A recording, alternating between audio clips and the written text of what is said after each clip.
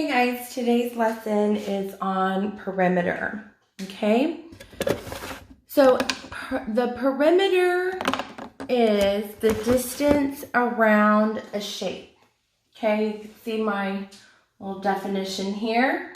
Now, I like to show students that in the word perimeter is the word rim. Okay, that always helps me remember perimeter because oftentimes students get confused with area and perimeter. So perimeter, the word rim reminds me that it is the distance around a shape, all the way around back to its point of origin. I'm going to show you 3 ways to find the perimeter of a shape. And I'm going to start with a rectangle. Okay, now you can find the perimeter of other shapes, but I'm going to show you a rectangle first. So let's say that this rectangle is 9 inches long and 5 inches wide. Okay, oftentimes if you look at your workbooks and things, they're just going to give you 2 sides. They may not give you the measurements of the other side because they want you to assume that if the top part is 9 inches long, that the bottom part is going to be 9 inches long. And if one side is 5 inches wide, that the other side is going to be 5 inches wide. So now we know the measurements of each side. So to find the perimeter, the distance around the shape, you could start by adding up all the lengths and the sides. So you could say, well, 9 plus 5 plus 9 plus 5, right?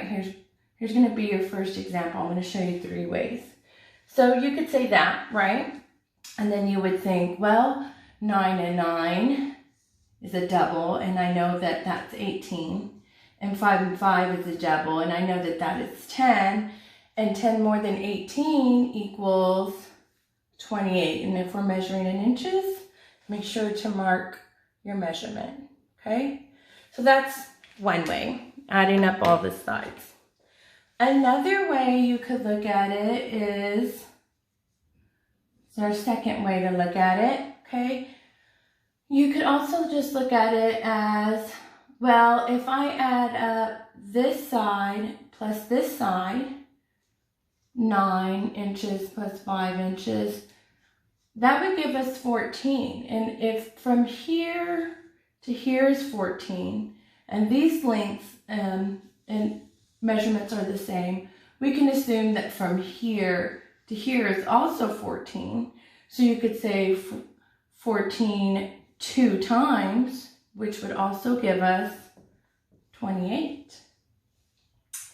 Okay, now you could also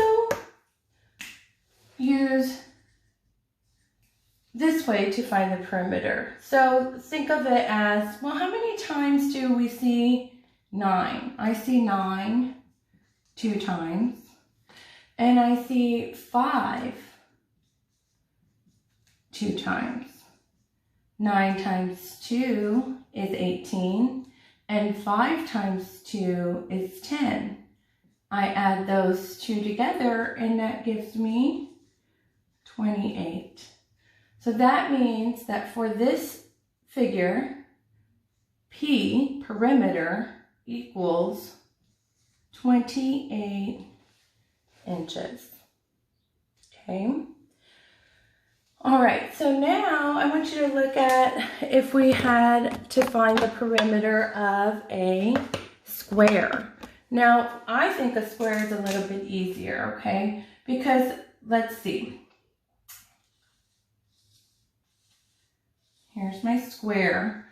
And we're going to say this is 8 inches. Okay. So what we know about a square is that all the sides are equal, correct? That's what makes it a square. So if that's 8, then this is 8 inches, then this is 8 inches, then this is 8 inches. So you could think of it again as 8 plus 8 plus 8 plus 8. 8 plus 8 plus 8. Or you could think of it as 8 and 8 is 16, and you would have 16 2 times. Or you could think of it as 8 4 times. 1, 2, 3, 4. 8 times 4. Either way, you would find the same measurement. So 8 plus 8 plus 8 plus 8 equals 32. 8 plus 8 is 16. 16 times 2 is 32.